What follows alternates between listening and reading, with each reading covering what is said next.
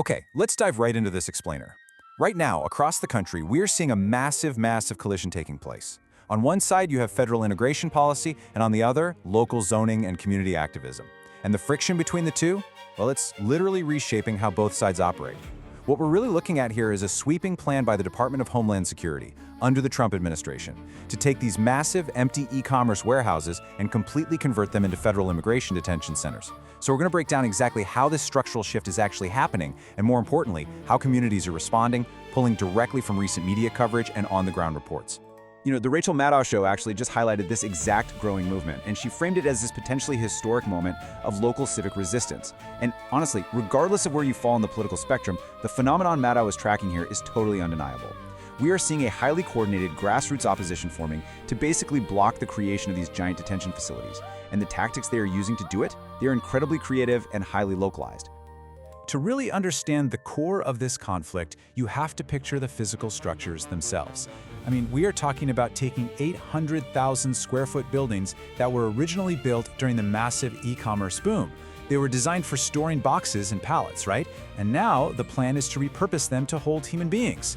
An ACLU attorney recently pointed out that these buildings are built for low occupancy and logistical efficiency.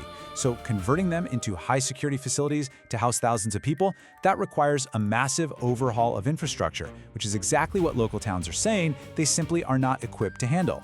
And the sheer scale of the federal plan here is kind of mind-boggling. Current estimates are suggesting that a fully realized network of, say, 23 of these converted warehouses could hold up to 80,000 people at any given time. To put that 80,000 number into perspective, former DHS officials have noted that this would give the federal government more detention capacity than the entire federal prison system combined. Let that sink in. It is a completely unprecedented expansion of federal detention capabilities. But wait, it's not just the capacity, it's the speed. DHS has proposed a rapid 3 to 7 day turnover rate for the people held in these facilities. Just do the math on that for a second. We're talking tens of thousands of people rapidly cycling through a single rural or suburban facility every single year. Imagine the constant daily strain that puts on a local community.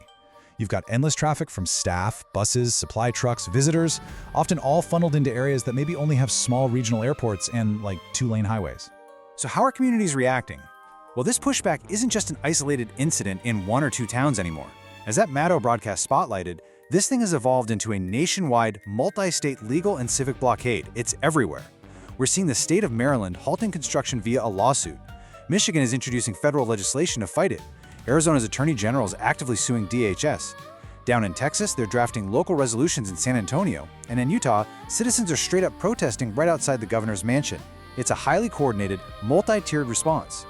Let's look at a really specific example, Williamsport, Maryland.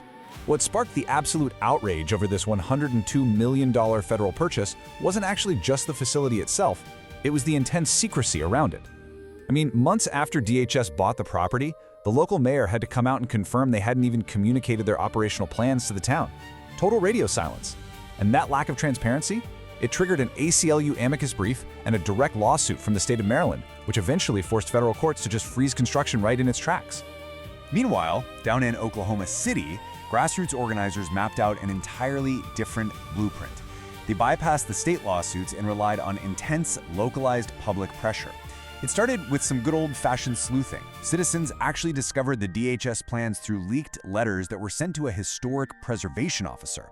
Organizers instantly mobilized. They brought hundreds of people out to completely flood city council meetings. And while the city legally didn't have much power over a federal lease, the overwhelming public pressure forced the mayor to negotiate behind the scenes. Ultimately, DHS quietly walked away because the coordinated friction just made the site way too difficult to secure. And here's the thing you really need to take away from this. This resistance isn't solely about immigration politics. A lot of the time, it comes down to highly practical, everyday zoning realities. Like in Social Circle, Georgia, the town realized a warehouse holding thousands of people would severely exhaust their local water supply. In Maranata, Arizona, residents are fighting a facility because it's located less than 10 minutes from a local high school. And in Hagerstown, Maryland, the whole concern is centered entirely on the extreme strain it would put on regional highways and emergency services.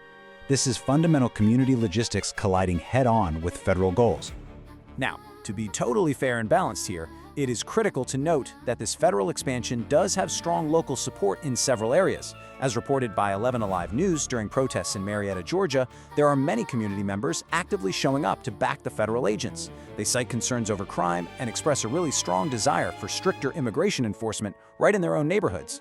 So, the federal government is definitely tapping into a very real segment of the population that genuinely wants to see these massive detention and deportation policies enacted. Still, despite that local support, the opposition has absolutely hit a fever pitch. This all culminated just days ago, on April 25th, with the Communities Not Cages National Day of Action.